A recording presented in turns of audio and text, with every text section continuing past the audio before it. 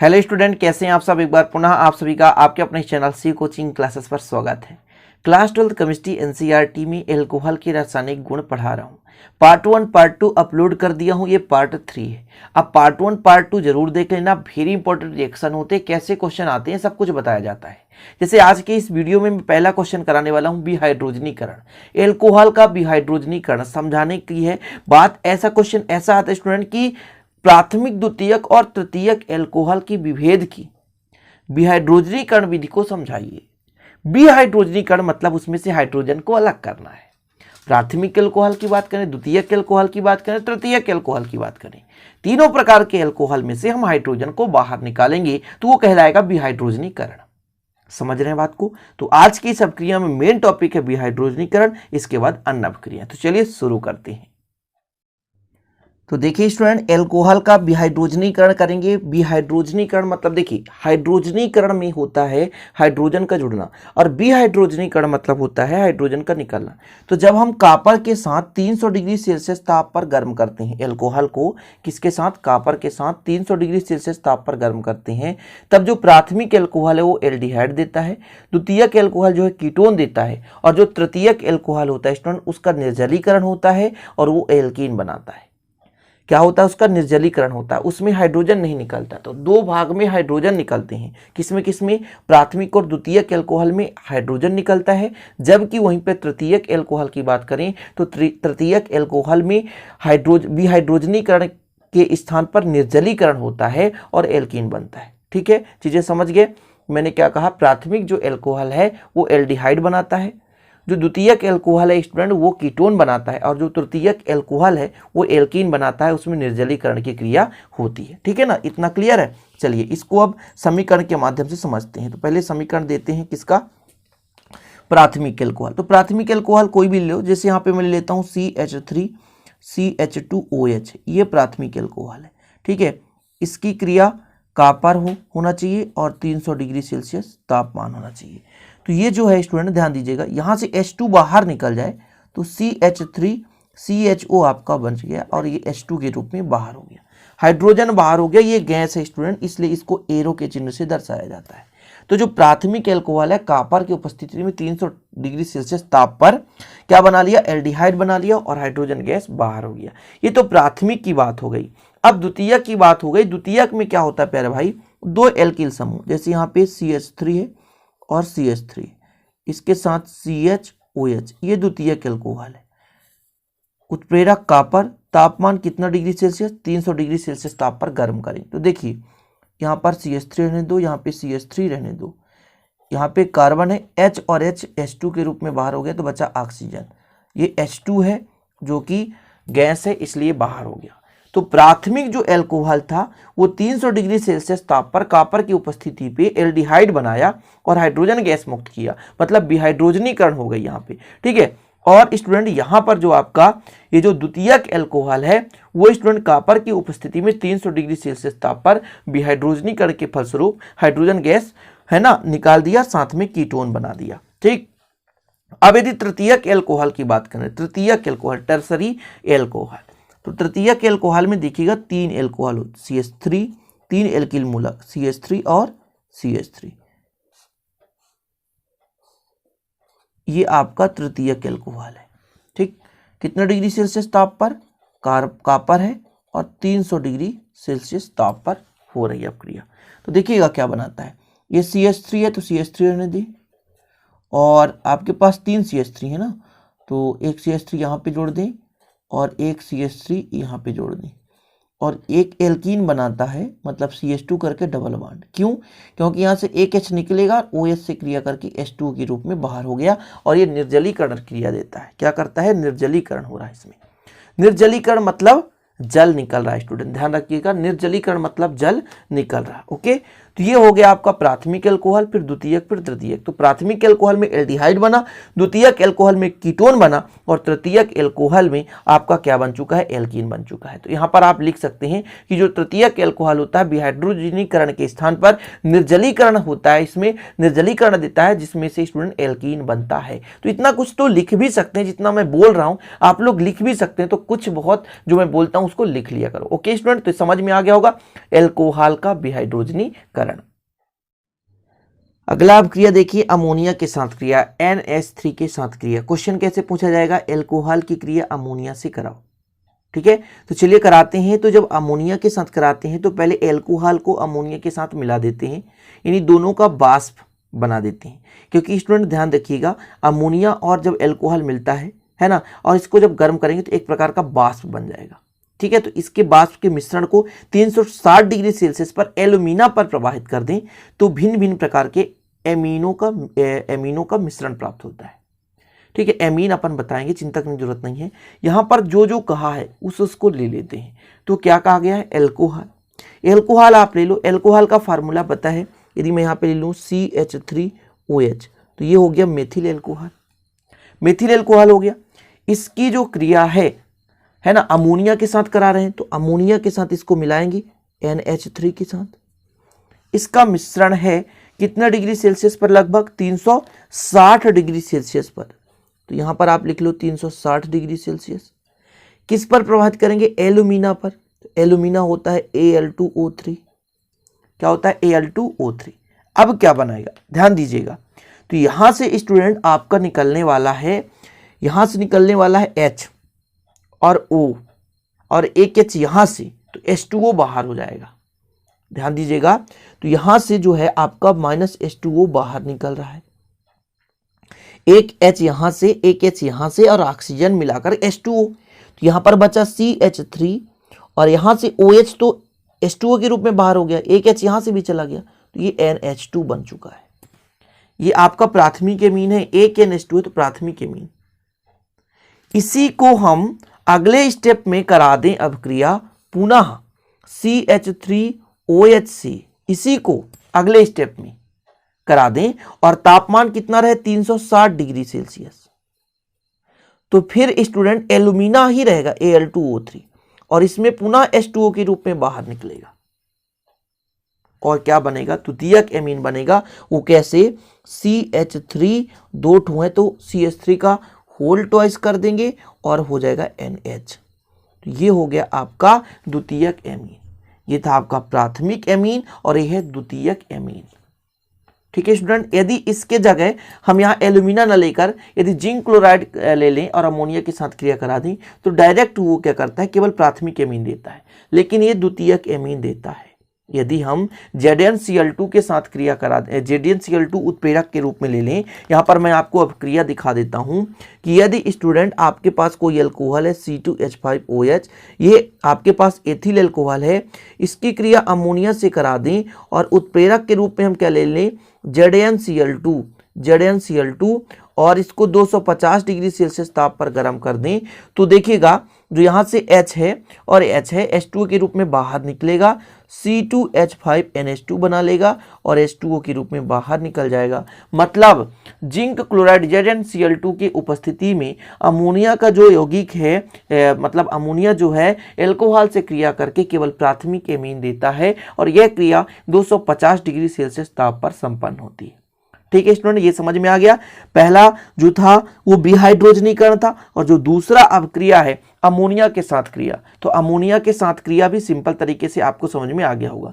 कोशिश करें step by step समझने की, जो भी फार्मूले लिखाया जाता है उस फार्मूले को लिख लेकर याद कर लिया करो। जैसे C2H5OH है, ये एथिल एल्कोहल है, C2H5NH2 है, ये एथिल एमीन है। क्या है, एथिल एमीन है। ये स्टूडेंट डाई मेथिल एमीन है और ये मेथिल एमीन है, ये डाई मेथिल एमीन है। ठीक है, ये आपका हो गया मेथिल एल्कोहल है, ये एथिल एल्कोहल है। ओके स्टूडेंट, तो ये आपका हो चुका है क्या, अमोनिया के साथ क्रिया।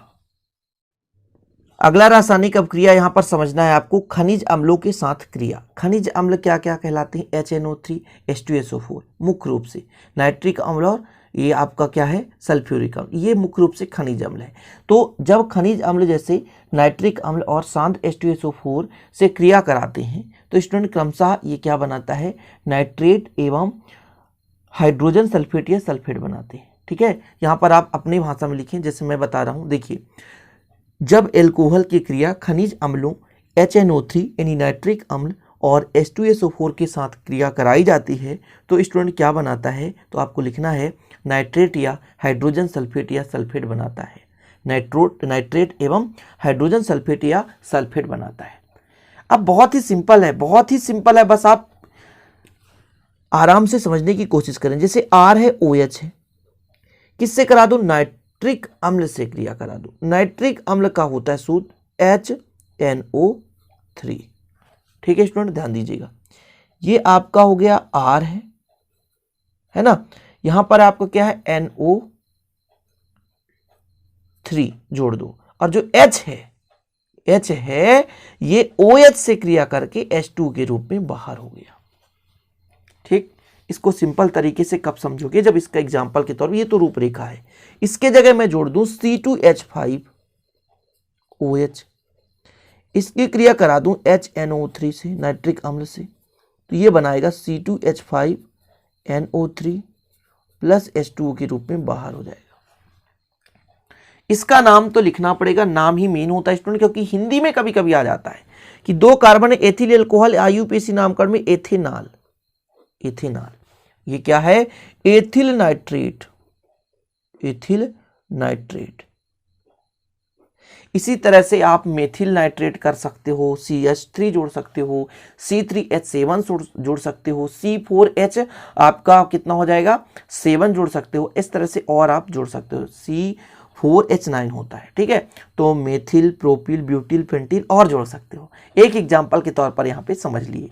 अब H2SO4 से क्रिया कराते हैं, देखिएगा H2SO4 के साथ क्रिया, तो सबसे पहले अपना क्या है, यहाँ पे मान के चलते हैं ROH है, इसकी क्रिया H2SO4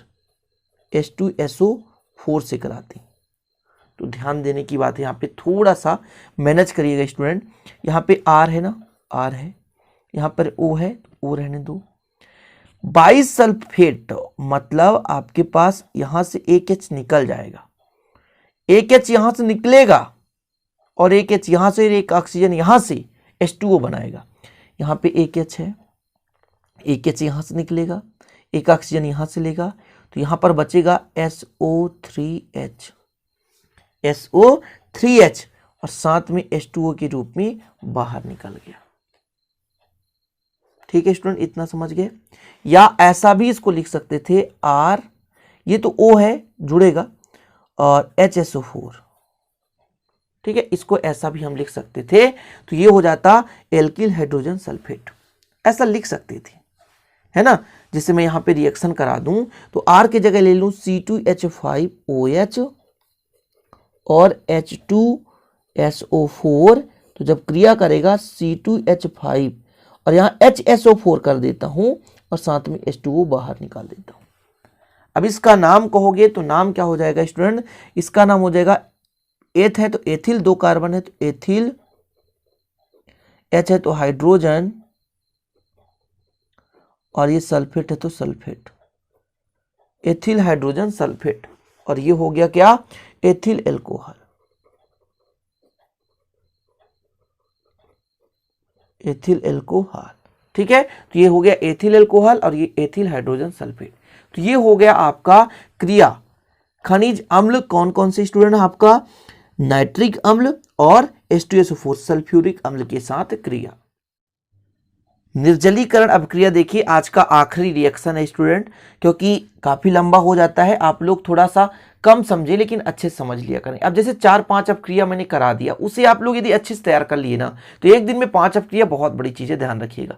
ठीक है, तो चलिए आज का निर्जलीकरण देखते हैं। निर्जलीकरण में होता क्या है, अच्छा निर्जलीकरण में क्या होता है स्टूडेंट कि निर्जली जल का निकलना, निर्जलीकरण। ठीक है, जलीकरण नहीं है, निर्जलीकरण। तो यहां भी जल के अणु क्या है, बाहर निकलेंगे। तो जब अपन क्या करते हैं कि सांद्र सल्फ्यूरिक अम्ल के साथ गर्म करने पर एल्कोहल से एक अणु जल के निकल जाने से एल्कीन बनता है और इस अवक्रिया को कहते हैं निर्जलीकरण। मतलब सांद्र सल्फ्यूरिक अम्ल के साथ एल्कोहल को जब गर्म करते हैं तो वहां से एक अणु जल के रूप में बाहर निकलता है तो एल्कीन बनता है। बहुत ही सिंपल तरीके से कराएंगे, बहुत ही इजी है, बस आपको थोड़ा सा अंत तक देखना है।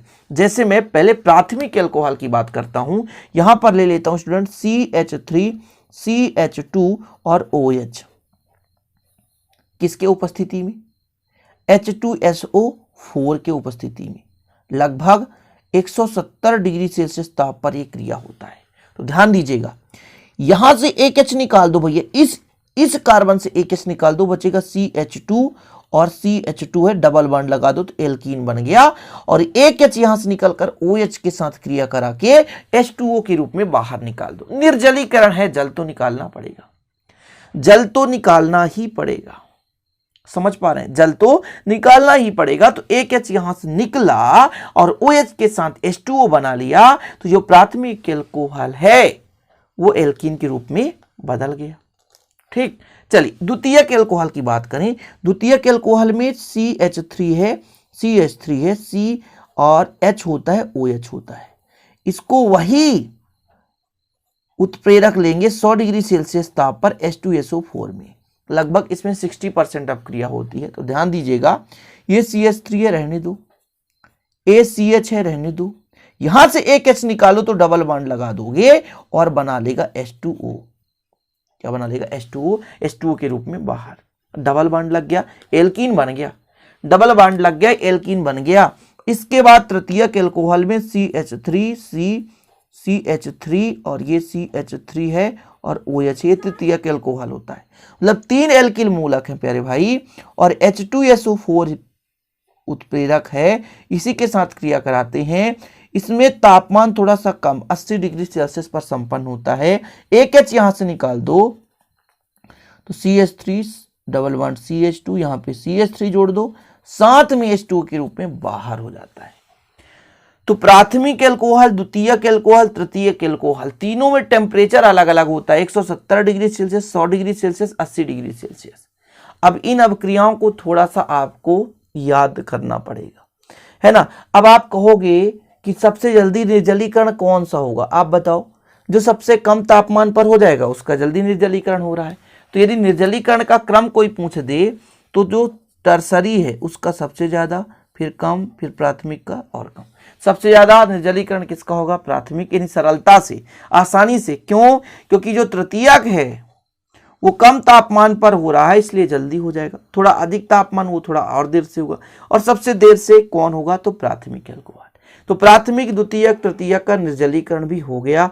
अभी और बहुत सारे रिएक्शन है, ये पार्ट 3 था, पार्ट 4 भी आएगा, पार्ट 5 भी आएगा। सारे इंपॉर्टेंट रिएक्शन है, जैसे मैं कराते चलता हूं आप लोग करते चलिए। डेली वीडियो मिलते रहेगा। आप लोग यदि अभी नए हैं तो चैनल को सब्सक्राइब कर लीजिए, साथ ही बेल आइकन प्रेस कर लीजिए नए हैं तो। और स्टूडेंट ध्यान रखिएगा, प्लेलिस्ट विजिट कर लीजिएगा, और ताकि आप लोग अच्छे से पढ़ाई कर सको। तो चलिए स्टूडेंट, इजाजत दीजिए, मिलते हैं अगले वीडियो के साथ नए टॉपिक में। तब तक के लिए जय हिंद, वंदे मातरम।